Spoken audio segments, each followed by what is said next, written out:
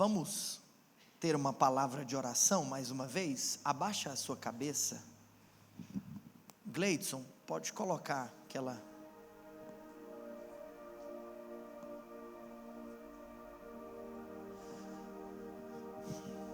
Espírito Santo de Deus, te louvamos, te agradecemos, porque o Senhor é bom e as tuas misericórdias duram para sempre. Obrigado pela oportunidade que nós temos de te cultuar. Ó Pai, nós de maneira específica abençoamos essa ministração, te agradecemos pela oportunidade que tivemos ao longo desses últimos dias, de estudarmos o livro de Números, e Senhor, abençoamos essa última ministração desse livro aqui, por esses dias, e profetizamos que de fato essa palavra hoje há de penetrar no nosso coração, e eu profetizo realidades transformadas. Eu declaro que você será transformado ao ouvir a palavra de Deus, porque a palavra de Deus tem poder para realizar aquilo que o homem não pode fazer, em nome de Jesus, aleluia, glória a Deus. Irmãos, abra sua Bíblia no livro de Números, no capítulo de número 22, Números capítulo 22, nós vamos ter uma leitura extensa, porque eu quero ler o texto com você, e é sempre muito precioso quando nós temos a oportunidade de ler o texto.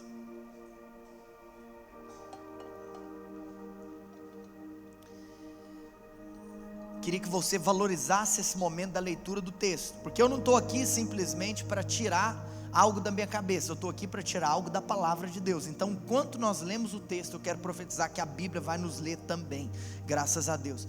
Gente, uma última pergunta: tem alguém aqui que está nos visitando hoje pela primeira vez? Levanta a mão se você está. Glória a Deus, muita gente, vamos aplaudir esses irmãos, glória a Deus. Olha aqui, você que está nos visitando pela primeira vez, nós queremos te conhecer. No final do culto, eu queria te pedir para que você fosse até o nosso balcão de informações, que nós temos um presente para você, caso também você queira deixar o seu contato, para que nós entremos em contato com você. Então, ali, assim que você sair aqui da porta, ali na frente tem uma TV, vai ser fácil para você identificar onde é, na frente dos banheiros. Eu tenho um presente para você, então se você está visitando pela primeira vez, não vá embora sem receber a sua lembrancinha, tá bom? Glória a Deus. Gente, eu vou ler na versão Nova Almeida e atualizada, queria que você acompanhasse comigo na sua Bíblia. Glória a Deus. Vamos lá, Números capítulo 22. Os filhos de Israel partiram e acamparam nas campinas de Moabe. Diga comigo, Moabe.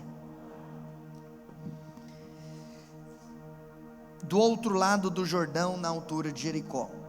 Verso 2, Balaque, diga comigo, Balaque, filho de Zippor, viu tudo que Israel havia feito aos amorreus, e os moabitas tiveram grande medo deste povo, porque era muito numeroso, e andavam angustiados por causa dos filhos de Israel, e por isso o povo de Moabe disse aos anciãos dos midianitas: agora essa multidão vai lamber tudo que houver ao redor de nós, como o boi lambe a erva do campo. Balaque, filho de Zippor, que era o rei dos moabitas naquele tempo, ele enviou mensageiros a Balaão, diga comigo, Balaão, filho de Beor, a Betor, que está junto ao rio Eufrates, na terra dos filhos do seu povo, para chamá-lo, dizendo: eis que um povo saiu do Egito e cobre a face da terra e está morando perto de mim. Vem agora e por favor amaldiçoe este povo, pois eles são mais poderosos do que eu, e talvez assim eu possa atacá-los e expulsá-los da terra, porque sei que a quem você abençoar será abençoado, e a quem você amaldiçoar será amaldiçoado. Então os anciãos dos moabitas e os anciãos dos midianitas foram levando consigo o dinheiro para pagar os encantamentos. Diga comigo, pagar os encantamentos. Chegaram ao lugar onde Balaão estava e lhes e lhe transmitiram as palavras de Balaque. E Balaão lhes disse: fique aqui esta noite e lhes trarei a resposta como o Senhor me falar. Então os chefes dos moabitas ficaram com Balaão. Deus veio a Balaão e perguntou: quem são esses homens que estão com você? Balaão respondeu: Balaque, rei dos moabitas, filho de Zippor, enviou esses homens para que me dissessem: eis que o povo que saiu do Egito cobre a face da terra. Venha agora e amaldiçoe este povo. Talvez eu possa combatê-lo e expulsá-lo daqui. Então disse Deus a Balaão: não vá com eles. Diga assim: não vá com eles. E nem amaldiçoe o povo, porque o povo é abençoado. Diga comigo: o povo é abençoado. Na manhã seguinte, Balaão se levantou e disse aos chefes de Balaque: voltem para a sua terra, porque o Senhor não me deixa ir com vocês. Então os chefes dos moabitas se levantaram e foram a Balaque e disseram: Balaão se recusou a vir conosco. E de novo Balaque enviou chefes em maior número e mais honrados do que os primeiros. Você percebe que Balaque está aumentando a oferta, aumentando a proposta. Eles chegaram a Balaão e lhes disseram: assim diz Balaque, filho de Zippor, peço-lhe que não se demore em vir até aqui, porque eu o cobrirei de honras e farei tudo o que você me disser. Venha, pois, e por favor, amaldiçoe este povo.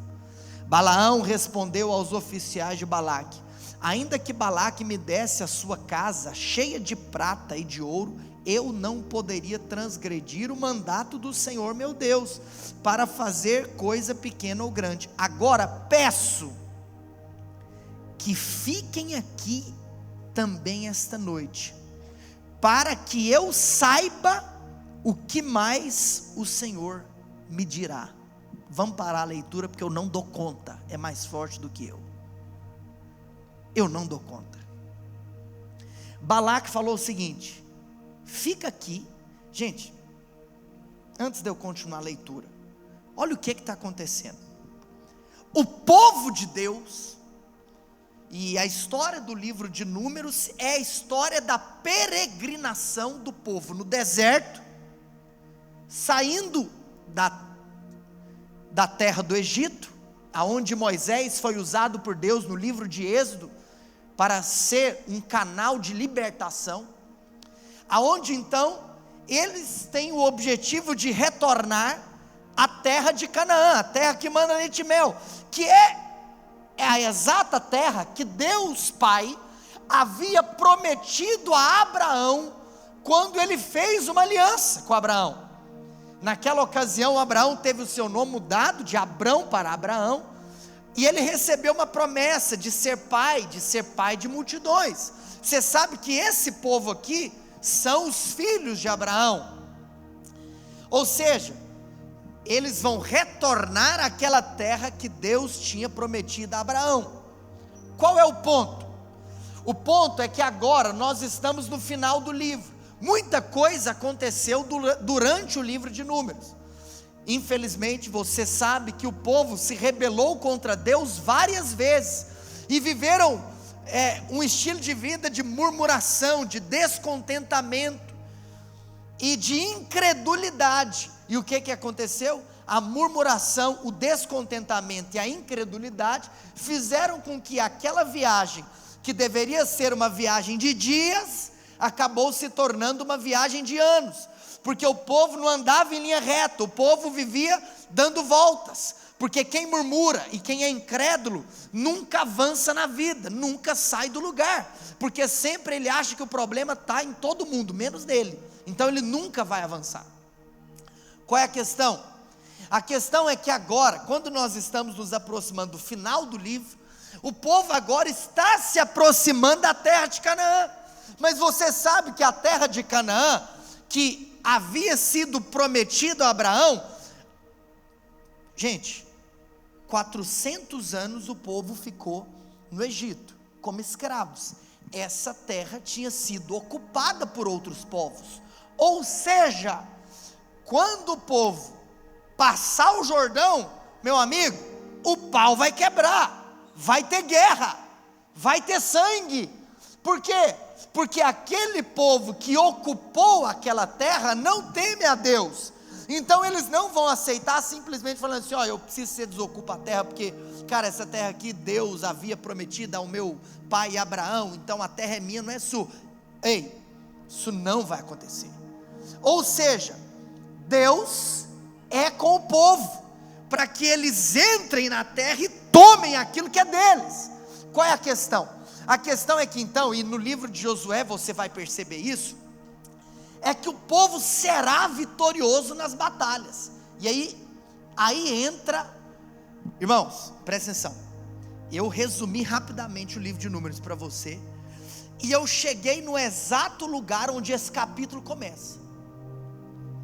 Como o povo tem Deus do seu lado, o povo é vitorioso. Olha aqui para mim, se você tiver revelação que Deus é com você, você não tem noção da revolução que isso traria na sua vida. Você não tem revelação, porque se você tiver revelação, irmãos, nós precisamos de orar por revelação. O apóstolo Paulo falou: se tem uma oração que eu vou fazer por você, é que você tenha revelação disso, porque se você souber quem você é em Cristo, se você souber o que você tem em Cristo, meu Deus, porque se o Senhor é comigo, eu sou vitorioso nas batalhas. E o que isso gera nos inimigos? Medo. Filho, se você é filho de Deus, e você tem medo dos inimigos, você está escarnecendo da palavra, porque na palavra é o contrário, são os inimigos que morrem de medo dos filhos de Deus. O povo estava chegando, os inimigos estão tremendo nas bases, estão fazendo na roupa, porque o povo de Deus está vindo. Irmãos, você não tem noção o que aconteceu aqui nos principados e potestades desse bairro, quando eles ficaram sabendo que esse povo estava olhando um prédio para alugar. As coisas acontecem no mundo espiritual. Olha aqui para mim, o rei dos Moabitas, os Moabitas são aqueles que habitam na terra de Moabe. O rei dos Moabitas, chamado Balaque, ficou morrendo de medo do povo de Deus. E aí então ele falou: cara, se nós simplesmente formos a peleja, a batalha, nós vamos nos lascar, nós vamos perder, porque esse povo tem esse Deus deles, e eles são os vitoriosos. Aí então Balaque teve uma ideia, falou: já sei. Qual foi a ideia de Balaque? A ideia de Balaque foi: nós vamos contratar um profeta para amaldiçoar o povo de Deus. Aí então entra esse personagem na Bíblia tão enigmático, que é Balaão. Balaão talvez é um dos personagens mais enigmáticos do Antigo Testamento, tendo em vista que ele era gentio, mas era um profeta da parte de Deus, porque o Deus que Balaão conversa é o nosso Deus.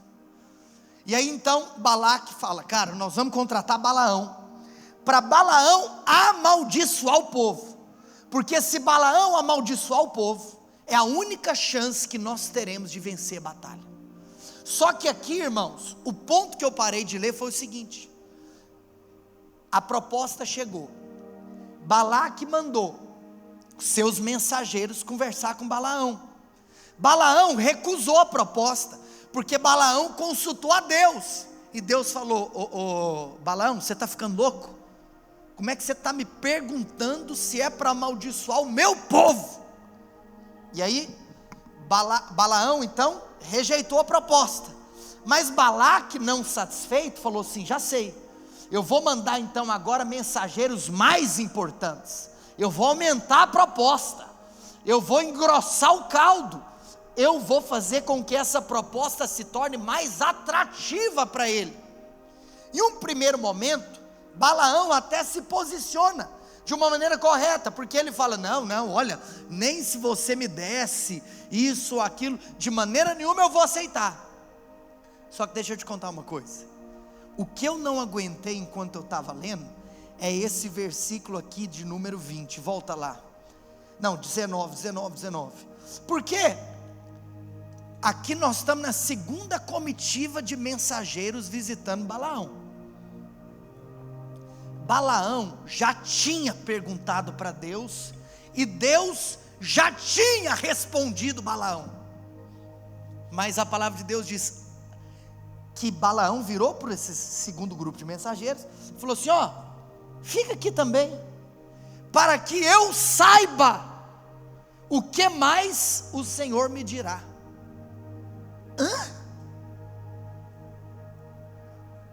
Deixa eu te contar uma coisa, sabe qual que é o maior problema dos crentes?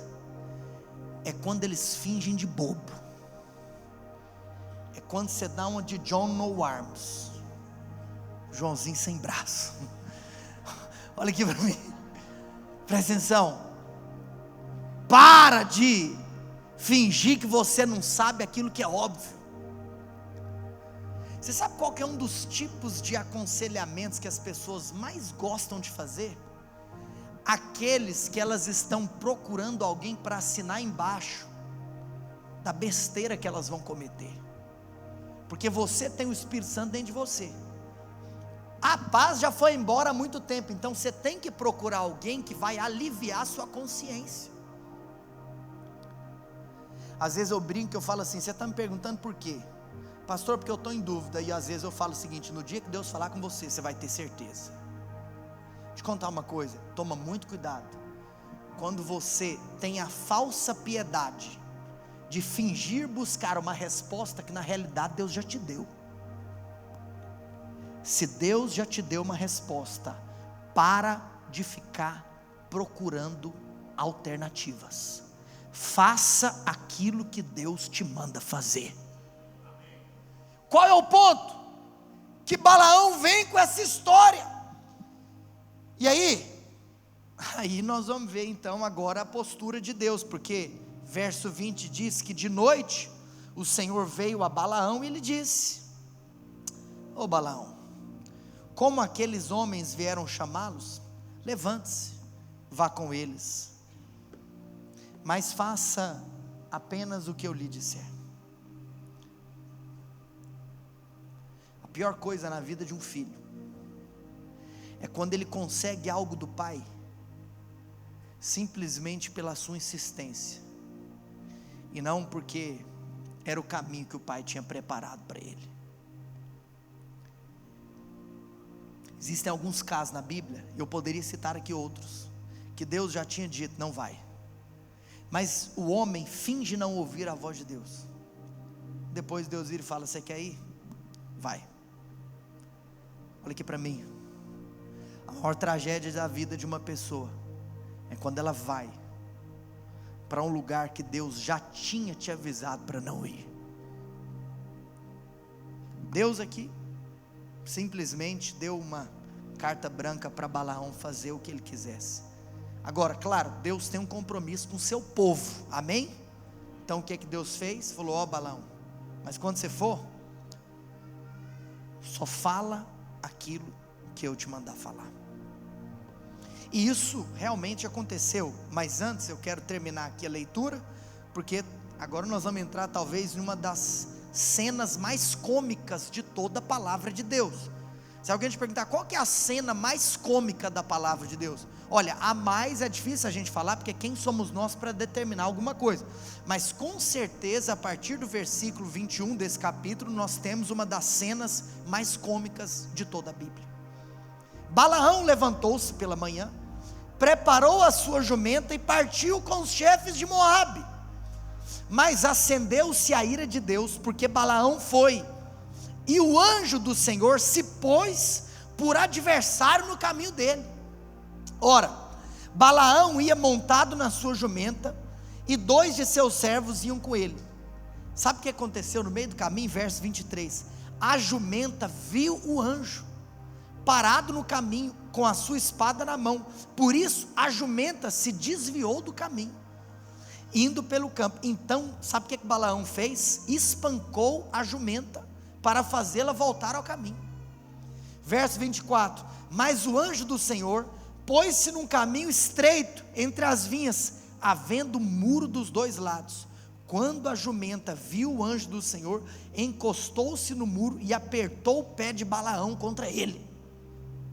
Por isso, sabe o que Balaão fez? Tornou a espancar a jumenta. Verso 26, então o anjo do Senhor passou mais adiante, e pôs-se num lugar estreito, onde não havia caminho para se desviar, nem para a direita, nem para a esquerda. E quando a jumenta viu o anjo, deixou-se cair debaixo de Balaão. Balaão ficou irado, e espancou a jumenta com uma vara. Aí, meu amigo, aí Deus entrou na parada. E no versículo de número 28, então o Senhor fez a jumenta falar. Meu Deus do céu, que Deus te livre de ser tão cabeça dura, e de ser tão cego espiritualmente, que Ele tenha que fazer a jumenta falar para você ouvir. A jumenta então falou: o que é que eu te fiz, para que você me espancasse já 3 vezes? Agora imagina, ele ouviu a voz da jumenta. Gente, a Bíblia tem um monte de coisa, né? Eu sou louco na palavra de Deus, meu Deus. Você fica aí procurando série para assistir, a maratona nessa aqui. Olha aqui, Balaão respondeu à jumenta: foi porque você zombou de mim. Se eu tivesse uma espada na mão, mataria você agora mesmo. O cara está apelando com a jumenta, meu filho. Meu filho, se você vê uma jumenta falar, para tudo, está acontecendo algo sobrenatural. Nem isso fez ele entender que tem algo de errado. Ele agora quer argumentar com a jumenta, ele quer matar a jumenta.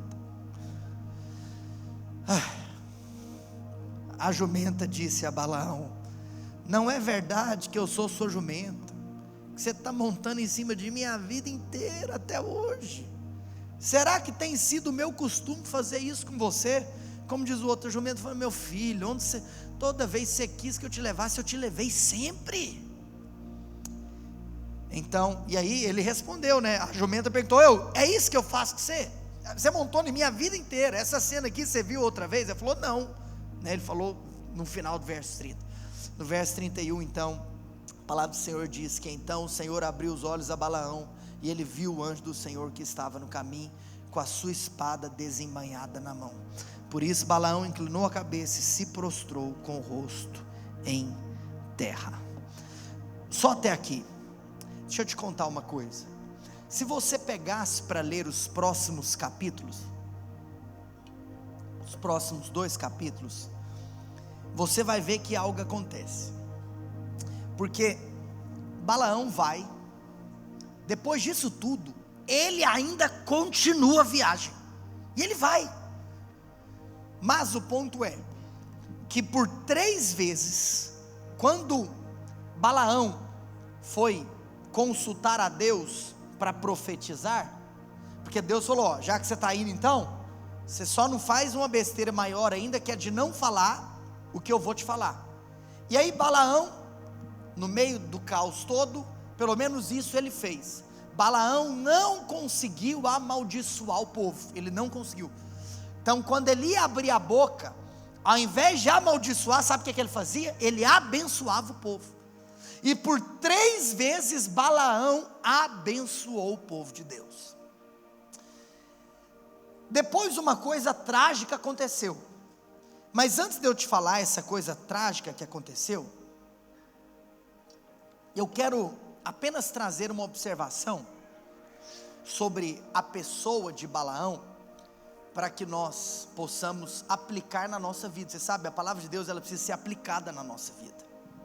Você sabe que por 3 vezes o Novo Testamento comenta a respeito de Balaão. Você sabe que, além de ser um enigma a história dele, além de nós termos cenas bizarras como uma jumenta falar, além de tudo isso, aprove a Deus que por 3 vezes Balaão ainda seria citado no Novo Testamento. Agora, por que ele foi citado 3 vezes no Novo Testamento?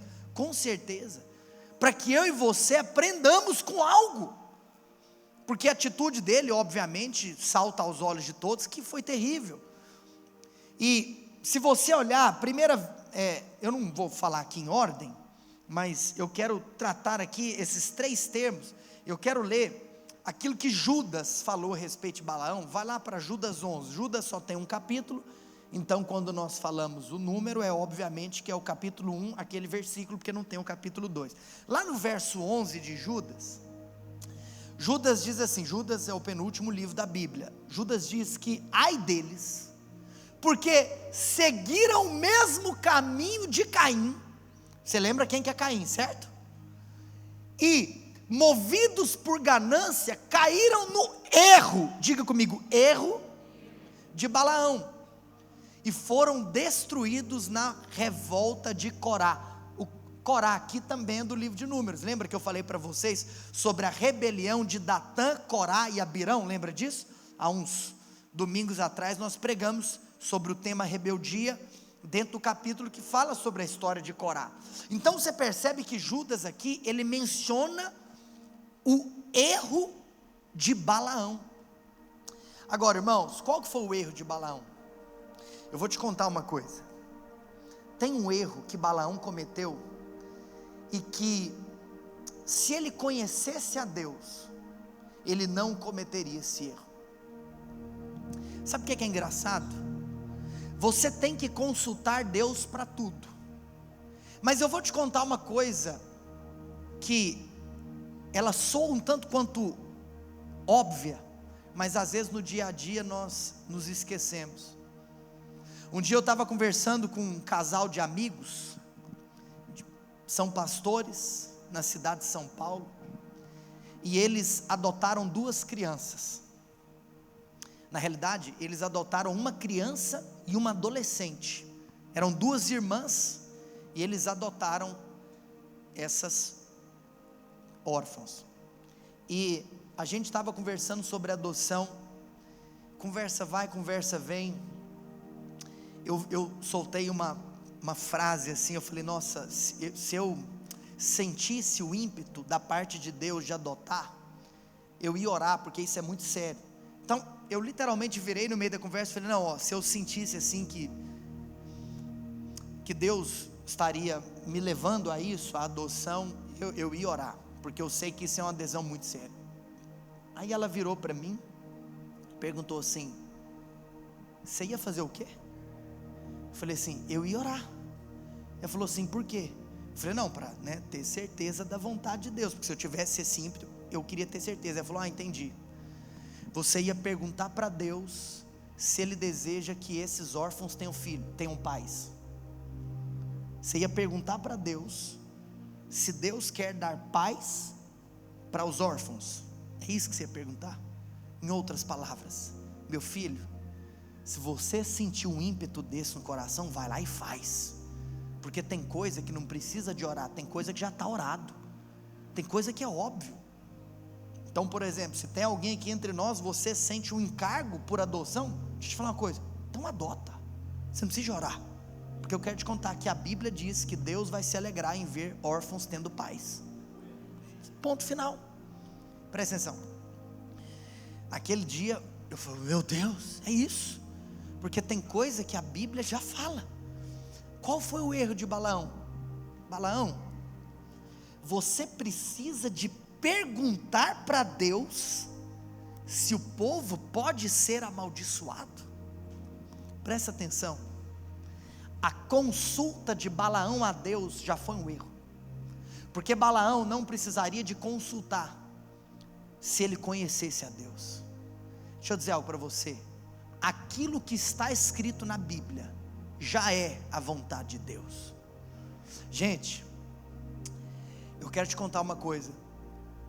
Sabe por que nós temos citações neotestamentárias a respeito da vida desse profeta Balaão? Porque essas citações são citações de advertência. Em outras palavras, o que Judas está falando é: ei, não vai pelo caminho de Caim, não vai pelo caminho de Coré, e não cometa o erro de Balaão. Qual que é o erro de Balaão? De você não conhecer o coração de Deus. Qual o coração? Olha aqui para mim. Sabe por que Balaão consultou a Deus? Porque Balaão parou para pensar: esse povo aqui rebelde, vai que Deus, né? Pode ser que Deus está querendo mesmo amaldiçoar esse povo, porque quem que aguenta esse povo? O erro de Balaão foi não conhecer que Deus, Ele é perdoador quando se trata do seu povo. Mas eu quero te contar uma coisa: infelizmente, até os dias de hoje, existem pessoas caindo no erro de Balaão. Deixa eu te contar uma coisa. Você sabe que, cara, isso não estava no meu esboço, eu já tinha preparado toda a palavra, e hoje à tarde eu estava orando, pela nossa palavra, e o Espírito Santo, eu estava relendo tudo que já estava preparado para falar. Aí o Espírito Santo me lembrou de uma coisa. Falou assim: cara, até os discípulos já cometeram o erro de Balaão. E eu me lembrei que em Lucas capítulo 9, versículo 51,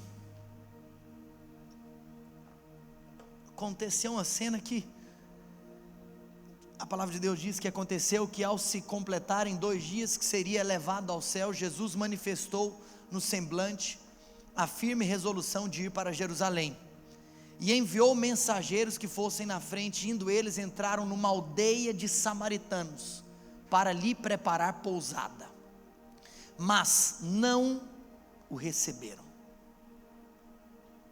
Ou seja, nós estamos falando que esse povo aqui não recebeu Jesus, cara, porque o aspecto dele era de quem decisivamente ia para Jerusalém. Vendo isso, os discípulos, Tiago e João, né, lembra dos 2 irmãos? Os Boanerges, como Marcos capítulo 1 nos diz, os filhos do trovão. Eles ficaram indignados, falaram: Senhor, ei, esses caras não estão querendo te receber, Senhor, então vamos fazer o seguinte, vamos fazer igual Elias, vamos tacar fogo na cabeça deles, vamos fazer, volta, Senhor, quer que mandemos descer fogo do céu para os consumir? Estava me lembrando que há um tempo atrás aconteceu uma tragédia na cidade de Belo Horizonte. Teve um pastor que se levantou na internet e falou assim: é juiz de Deus, que essa cidade tem que se arrepender. Desceu a lenha. Mas eu vi também uma multidão de pastores lembrando ele do Evangelho. Jesus virou para Tiago e João. Jesus disse: pode passar, vocês não conhecem meu coração. Você não conhece meu coração. O povo está achando que é para amaldiçoar o povo pecador, mas esse não é o coração de Deus. O erro de Balaão é quando você quer ver fogo cair na cabeça daqueles que Deus quer perdoar. É quando você quer ver a ira se acender sobre aqueles que são alvo do amor de Deus. Esse é o erro de Balaão. Cuidado com o espírito justiceiro. Cuidado. Deixa eu dizer algo para você, irmãos. Da mesma maneira que Deus é amor, Deus também é juiz. Mas olha aqui para mim, você não é Deus. Você não é Deus. Peça para o Senhor o Espírito de Cristo. Sabe qual era o Espírito de Cristo? Lembra do apóstolo Paulo? Dos pecadores eu sou o pior, dos apóstolos eu sou o menor, e se pudesse eu queria me lançar no inferno para que eles fossem salvos. Esse é o Espírito de Cristo. Deixa eu te falar uma coisa: o erro de Balaão é não entender qual é o coração de Deus para o seu povo. Judas falou: não caia no erro de Balaão. Mas a segunda citação neotestamentária do profeta Balaão foi uma citação feita pelo apóstolo Pedro. Aqui nós temos a citação de Judas, e a citação de Pedro está lá na segunda carta, no capítulo 2, no versículo de número 15. E a palavra de Deus diz assim: e tendo abandonado o reto caminho, desviaram-se e seguiram pelo caminho de Balaão, filho de Beor, que amou o pagamento pela injustiça. Olha aqui para mim. Judas fala sobre o erro de Balaão, Pedro fala sobre o caminho. Fala assim: erro de Balaão. Fala assim: caminho de Balaão. O erro de Balaão já te falei.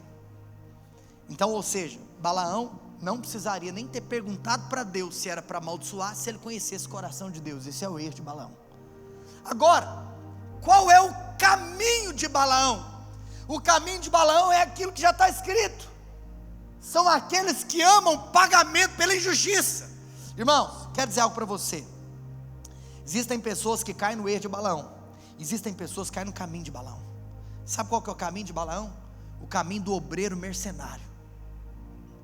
O caminho daquele que vê no ministério uma oportunidade de tirar um proveito. O caminho daquele que vê no ministério uma oportunidade de ganhar um para si. Olha aqui para mim. Balaão amou o pagamento pela injustiça.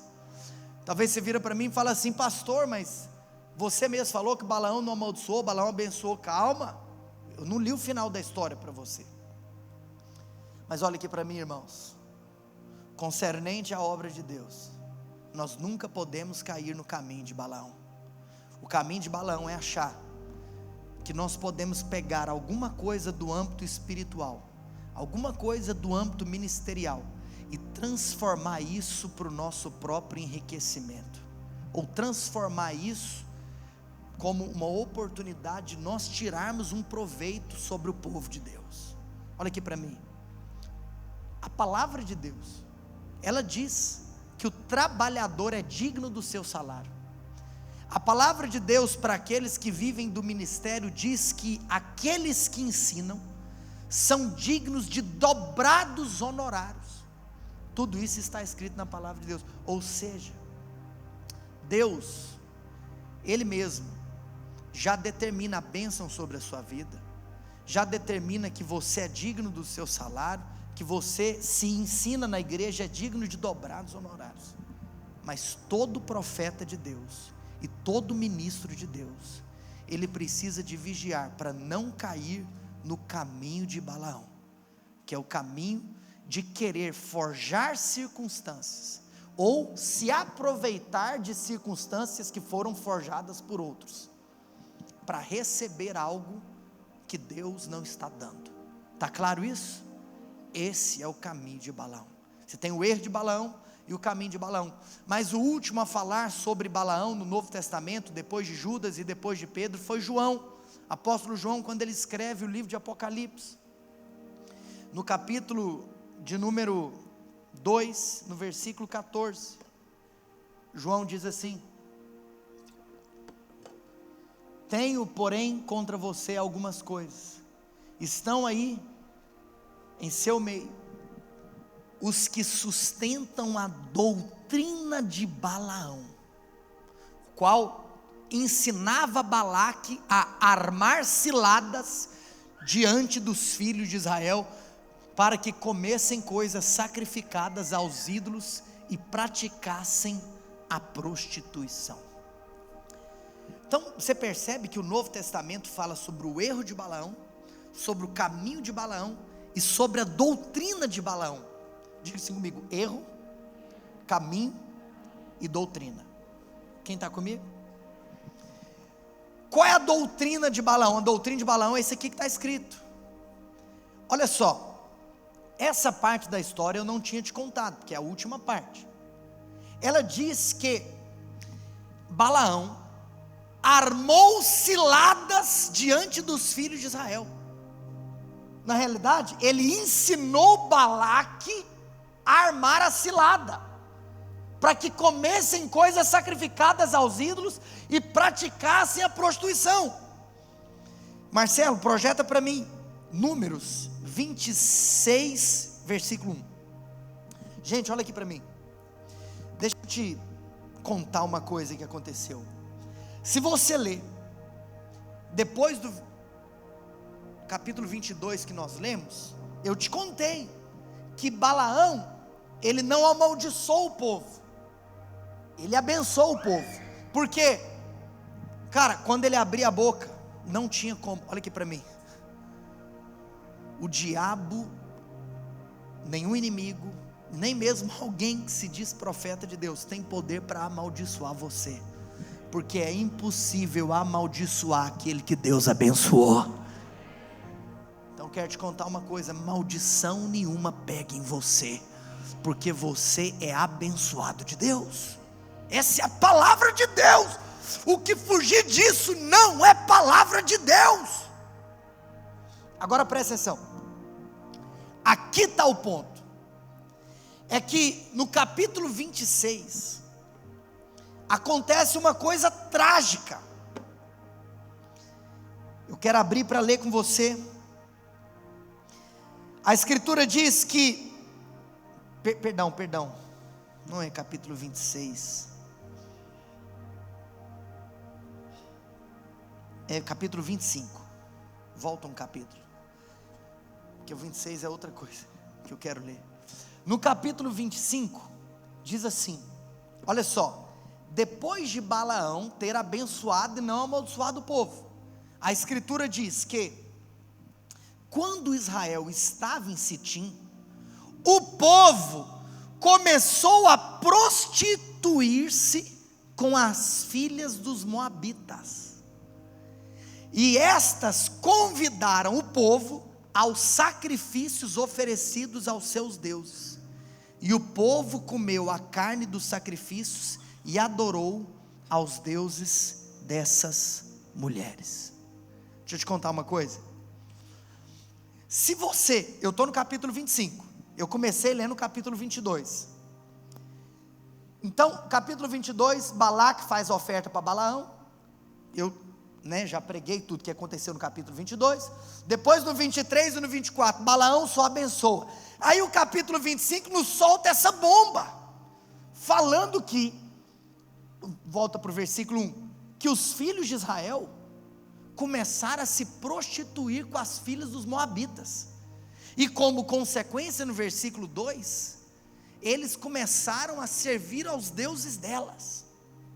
Aí você pensa, que final trágico, não precisa de você ler, mas depois na sua casa, continua a história, no capítulo 25, irmãos, Deus se irou, e houve milhares de mortes no meio dos filhos de Israel, porque Deus abominou isso que aconteceu. Mas eu vou te contar uma coisa, se você para de ler no capítulo 25, você não sabe o que João te contou, porque volta lá para Apocalipse, João nos conta que quem ensinou Balaque a armar a cilada foi Balaão. Por quê? Porque não está escrito isso no capítulo 25, está escrito isso no capítulo 31 de Números. Números 31, versículo 16, diz assim: eis que estas coisas, por conselho de Balaão, fizeram com que os filhos de Israel fossem infiéis ao Senhor na casa de Peor, e assim houve uma praga no meio da congregação do Senhor. Olha o que aconteceu, por isso que Pedro nos contou que Balaão amou o prêmio da injustiça, ou seja, Balaão ficou com o dinheiro de Balaque. Por quê? Porque embora Balaão não conseguiu amaldiçoar, Balaão traçou um plano para que o povo de Deus sofresse. Balaão virou para Balaque, Números 31 nos conta, e Apocalipse 2 nos conta, que Balaão então virou para Balaque e falou assim: Balaque, é o seguinte, amaldiçoar o povo não tem jeito, Mas tem uma coisa que tem jeito de fazer. Vamos desviar o povo. O povo abençoado não pode ser amaldiçoado, mas o povo abençoado pode se desviar. Ele falou assim: você quer desviar o povo? Faz assim, coloca suas mulheres no meio deles. Sabe por quê? Porque eles vão cair com elas, e aí depois eles vão servir aos deuses delas. Olha aqui para mim, se você voltar para Apocalipse, Judas falou do erro de Balaão, Pedro falou do caminho de Balaão, mas João, no livro de Apocalipse, nos fala da doutrina de Balaão. Sabe qual que é a doutrina de Balaão? São aqueles que são usados pelo inimigo para trazer o mundo para dentro da igreja. Porque quem traz o mundo para dentro da igreja, ele está na doutrina de Balaão. Presta atenção, eu vou te contar uma coisa que o Espírito Santo falou comigo essa semana.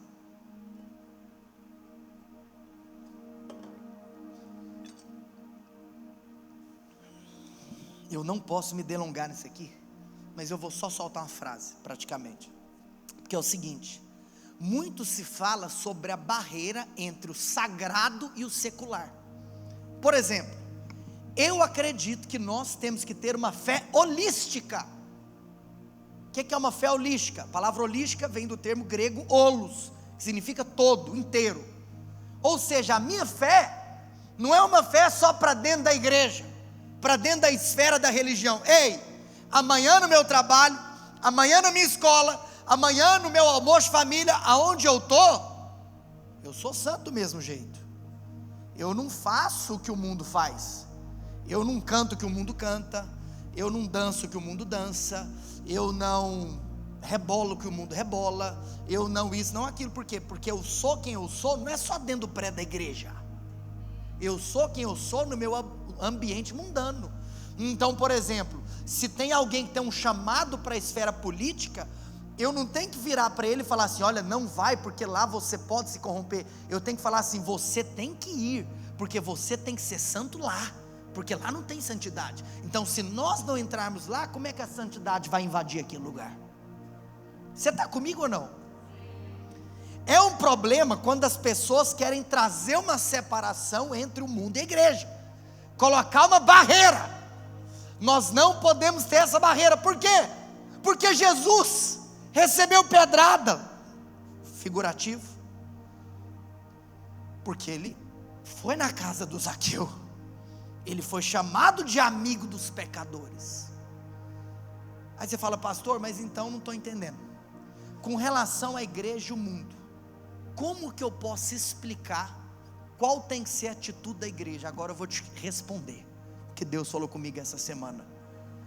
Nós precisamos de quebrar a barreira entre o mundo e a igreja, mas porque nós somos enviados para o mundo, e não porque o mundo entra dentro da igreja. O problema é que tem gente que tem a revelação de separar a barreira entre o sagrado e o secular, mas ao invés de você salgar, você desvia. Ao invés de você fazer a sua missão, você desvia. Então qual é o problema? É que você pode ser chamado de amigo dos pecadores, mas você tem que lembrar que todo pecador que Jesus sentou para almoçar converteu. Mas aí o crente quer continuar amigo do amigo ímpio dele. Aí eu te pergunto: é ele que está convertendo ou você que está desviando? A questão é: você é enviado para o mundo, mas o mundo não pode entrar na igreja. Presta atenção, nós temos que quebrar a barreira, mas nós não podemos mundanizar os cristãos. Esse é o ponto. Ou seja, dependendo para o lugar que Deus te enviar, você tem que ser mais santo do que o que você é aqui dentro da igreja. Sabe por quê? Porque se alguém mundanizar a igreja, está caindo na doutrina de Balaão. Nós precisamos de invadir o mundo, Mas o mundo não pode invadir a nossa mente. O mundo não pode invadir os nossos hábitos. O mundo não pode invadir a nossa maneira de pensar. O mundo não pode invadir a nossa maneira de falar. O mundo não pode invadir as músicas que nós cantamos. O mundo não pode invadir. Ei!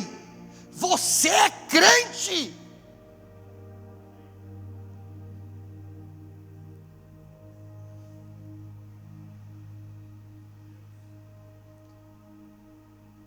Eu faço muito casamento.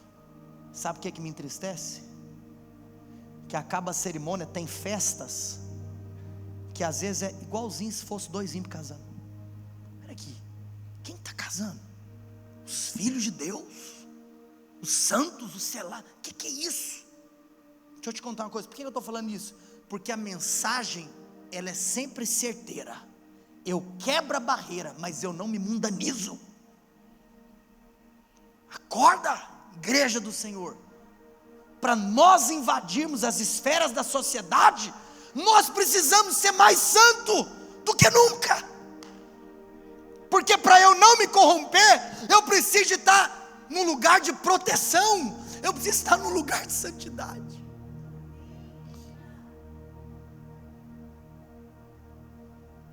Deixa eu te contar uma coisa. A moda mundana não pode ditar a maneira que você veste. Lembra de uma coisa: a lei da primeira menção na Bíblia. Aquilo que aparece pela primeira vez, do jeito que aparece, determina aquilo que aquilo é para a Bíblia toda. A roupa apareceu para tampar. Então qualquer coisa que você usa para mostrar, está errado. Não foi para isso que a roupa foi feita. Ah, mas agora está na moda usar assim, assado. Filho, está mostrando. Acorda, cidadão. Não sei porque que eu estou falando disso. Números capítulo 20. Vou mudar de assunto, vai encerrar. Vem o time de adoração. Números 27.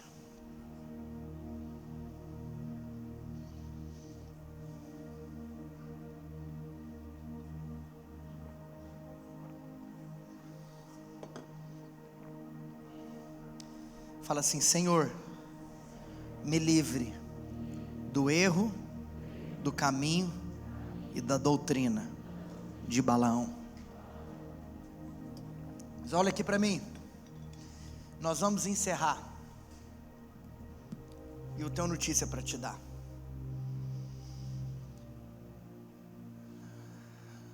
Ou melhor, capítulo 26, verso 1. Aquele que eu não li. Olha aqui para mim. Quero te contar uma coisa.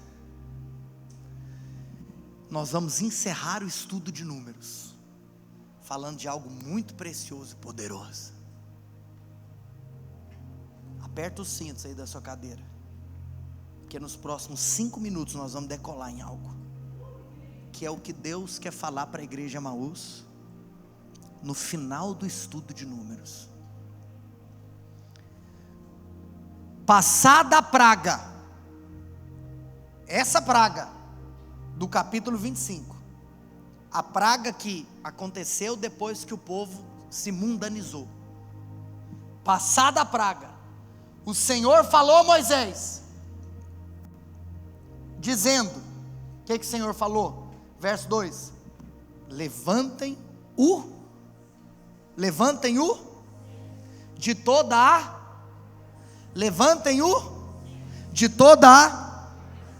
família Emaús.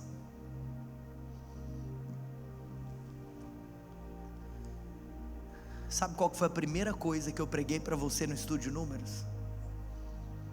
O censo.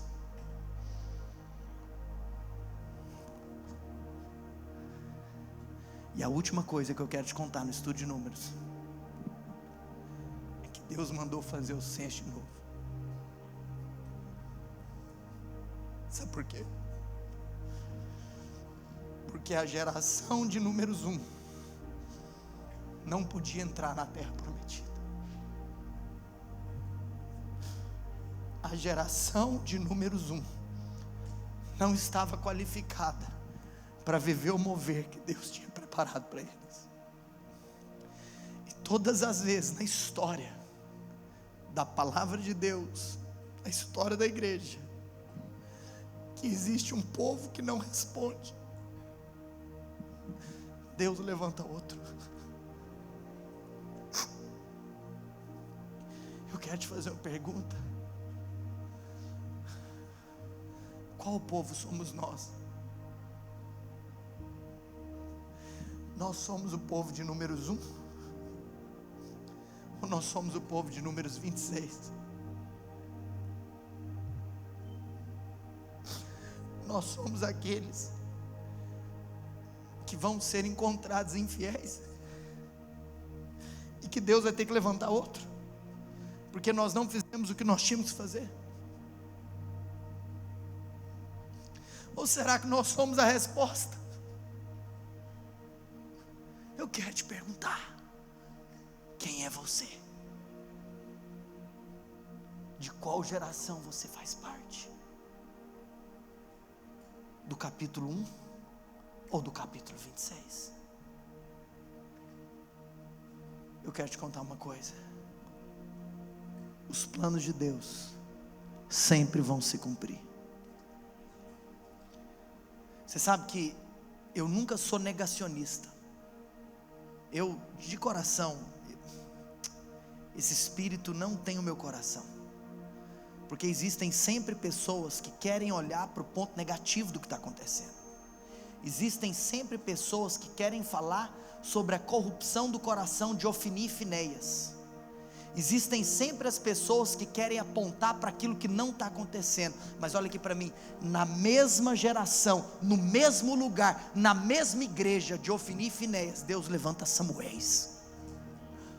Mas para quem que você está olhando? Você está olhando para os filhos de Eli, ou você está olhando para o filho de Ana?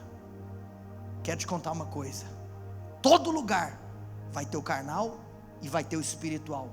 E o problema não é você conversar sobre quem que o fulano é. O problema é quem você é. Quem você é. Quero te contar uma coisa: Ofni e Finéias e Samuel estão vivos na mesma geração. Em todo lugar. Em todo lugar. Amados, Deus levantou o censo, porque Ele estava levantando uma nova geração para possuir a terra que Ele prometeu. E eu finalizo contando para você uma coisa: que um capítulo depois, algo acontece. Capítulo 27, abre para mim, naquele versículo que eu pedi. O Senhor disse a Moisés: chama Josué.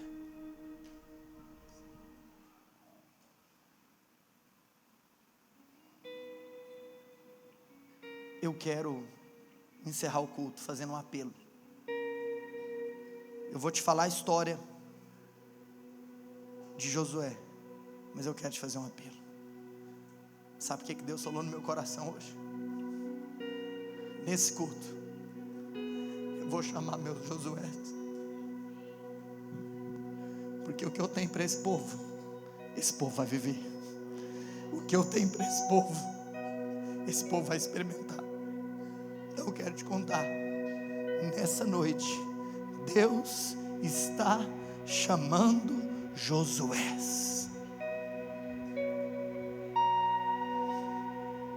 Daqui a pouco eu vou te dar a oportunidade, se você sentir que você é um Josué de Deus para essa geração, se você sentir que você é um Josué de Deus para esse lugar. Sabe por quê? Porque o Senhor disse: Moisés, chama Josué, filho de Nun, homem em que há o Espírito, e imponha as mãos sobre ele. Apresente-o ao sacerdote Eleazar, e a toda a congregação, e à vista de todos, transmita-lhes as suas ordens. E o próximo versículo: ponha sobre ele uma parte da sua autoridade, para que toda a congregação dos filhos de Israel obedeça a ele. Sabe o que aconteceu aqui? A transferência da autoridade. Sabe por quê? Porque se Deus está trocando a geração, Deus agora precisa de levantar os seus novos líderes. Então eu quero te contar uma coisa. O final do livro de Números é marcado com a sucessão de liderança de Moisés para Josué. Mas Deus falou algo comigo que eu quero compartilhar com você, tendo em vista o cenário que a palavra de Deus nos propõe. Deus só vai entregar a liderança do mover que Ele tem para aqueles que são Josués. Tem um versículo que eu já li 1 milhão de vezes, que é o primeiro versículo do livro de Josué. Projeta para mim, não está aí, não, mas porque não tem como falar disso sem ler esse versículo. E aqui, irmãos, de coração, eu tenho um recado para algumas pessoas da parte de Deus. Para quais pessoas? Eu não sei, Deus é quem sabe. A Escritura diz que depois que Moisés, servo do Senhor, morreu, o Senhor falou a Josué. Coloca na versão revista e atualizada, Josué 1:1. A Escritura Sagrada chama Moisés de servo de Deus. Mas quando ela vai se referir a Josué, a palavra de Deus não se refere a Josué apenas como servo de Deus. A palavra de Deus se refere a Josué como servo de Moisés.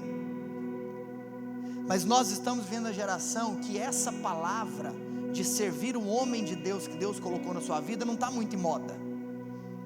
Porque é claro que o problema são os extremos, e os exageros têm feito as pessoas irem para um outro extremo. Porque se existiram ao longo da história da igreja erros com lideranças e autoridades abusivas, isso não quer dizer que você não tem que ter uma sobre a tua vida.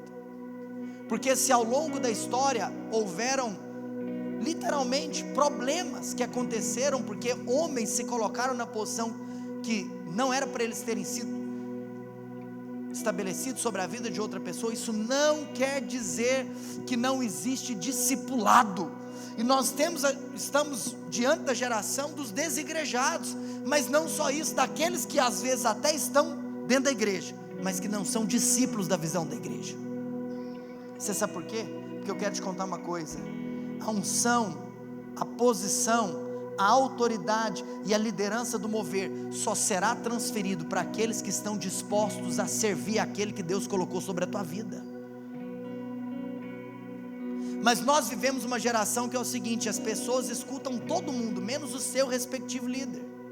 E aqui, olha, por favor, esquece que eu sou seu pastor, porque eu não quero falar de mim, eu quero falar de todo mundo que é líder na sua vida. Hoje a gente vive uma geração que, se as pessoas vão comentar sobre quem que elas ouvem, se elas comentam que elas ouvem o de casa, isso vira gozação. Deixa eu te contar uma coisa: não é porque proibiram, presta atenção, não saia de um extremo e vá para outro extremo. O segredo está no discipulado. Deixa eu te contar uma coisa: se você é membro da igreja Emaús, você tem que andar com alguém. Você não pode viver sozinho. Você não pode ficar frequentando o culto. Quem que está falando na sua vida? Quem que está liderando você?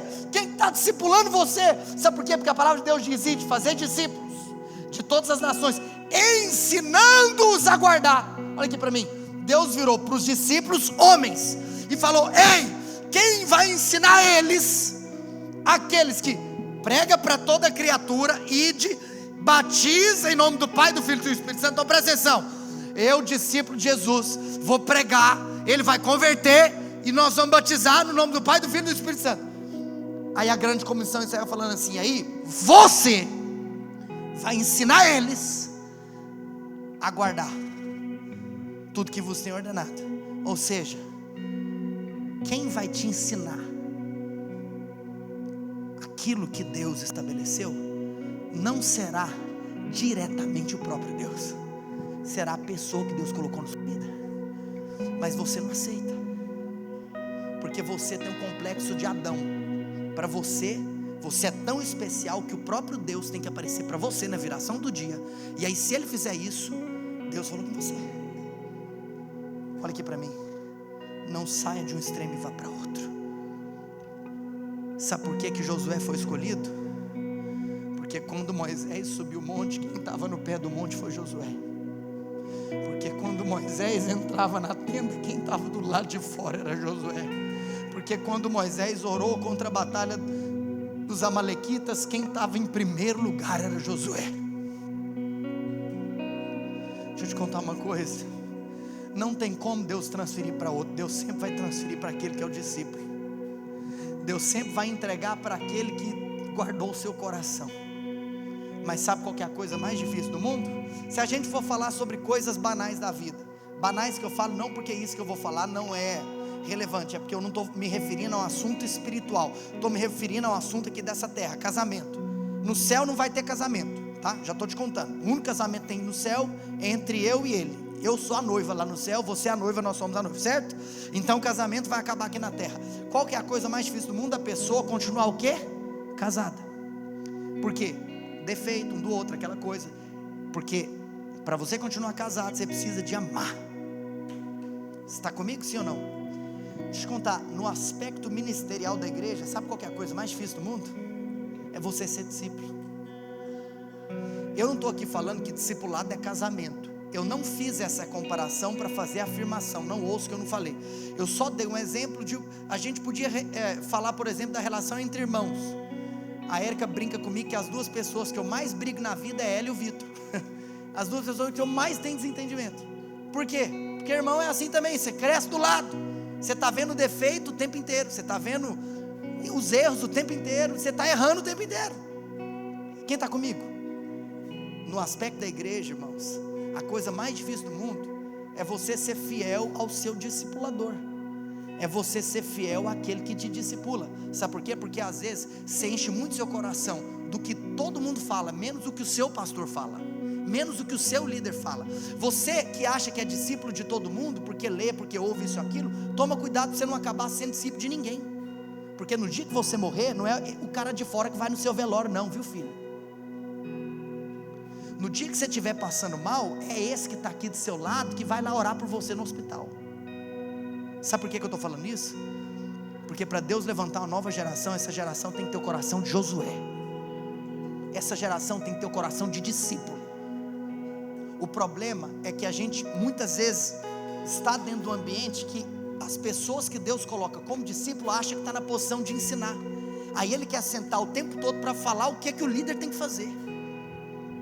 Se fosse assim, por que Deus não levantou, não foi você? Deixa eu te falar uma coisa. Deus quer levantar uma nova geração. Mas para a nova geração ser levantada, Deus tem que levantar os novos Josués. Deus precisa levantar aqueles que vão liderar o mover que Ele tem para os próximos dias. Mas eu quero te contar uma coisa. Para isso, você vai ter que ter um coração. Você sabe, talvez o maior feito de Josué não foi aquilo que ele realizou com as suas mãos, mas foi a capacidade dele de submeter ao seu líder, que a própria Bíblia narra vários erros que ele cometeu. Eu não estou falando aqui para você ser condizente a erro, não é isso que eu estou falando. Não ouça o que eu não falei. Eu vou te contar uma coisa. Hoje nós temos uma geração de pessoas que estão ensinando a Bíblia, querendo falar que isso é mentira. Você quer saber se algo que alguém está falando é verdade? Vá você para a Bíblia e vai ver o que acontece na Bíblia. O que está acontecendo na Bíblia é o que você tem que viver, e ponto final. E se aquele que está te ensinando não está te ensinando algo que está na Bíblia, então sai fora dele, porque você precisa de ouvir alguém que está ensinando a Bíblia. Fique de pé onde você está, que Deus quer chamar Josué aqui nessa noite. Família Emaús, a minha pergunta para você é: você é números 1 ou você é números 26? Será que Deus vai ter que levantar outros? Será que Deus vai ter que chamar outros? Ou será que essa igreja que nasceu no ano passado é resposta? Nós somos bebês, mas nós existimos. E se eu existo, eu tenho que definir quem eu sou. Por isso, quero que você feche seus olhos. Espírito Santo de Deus, a minha oração é que o Senhor fale aos corações. A minha oração é que as pessoas sejam convencidas pelo Teu Espírito. A minha oração é que o Teu Espírito entre e determine aqueles que são os rumos da vida, aquelas que são as direções exatas, perfeitas, que Deus está estabelecendo para a vida de cada um. Ó Pai, eu quero profetizar que o Senhor derrame a Tua misericórdia sobre nós, que o Senhor derrame a Tua luz sobre nós, que o Senhor, ó Pai, nos faça enxergar aquilo que nós temos e aquilo que nós precisamos de nos arrepender, e a maneira com a qual nós precisamos e devemos viver. Pai, que o Senhor nos livre de ser a geração de Números capítulo 1, mas que o Senhor nos conceda a graça de sermos a resposta que essa geração precisa. Irmãos, eu quero convidar você a cantar uma última canção, e daqui uns dias eu quero falar sobre o contexto do nascimento dessa canção. Mas essa canção, ela carrega literalmente a mensagem de que aqueles que decidiram não ser como outros seguidores de Moisés, que não foram como Josué. Josué foi aquele que juntamente com Caleb falou: eia, subamos e possuamos a terra, porque certamente prevaleceremos contra ela. Mas alguns não quiseram ir onde Moisés foi. Nós não seremos como esse. Queria que você erguesse as tuas duas mãos aos céus, e eu queria que nós cantássemos essa canção para encerrar o culto de todo o coração. E Deus vai chamar os seus Josués.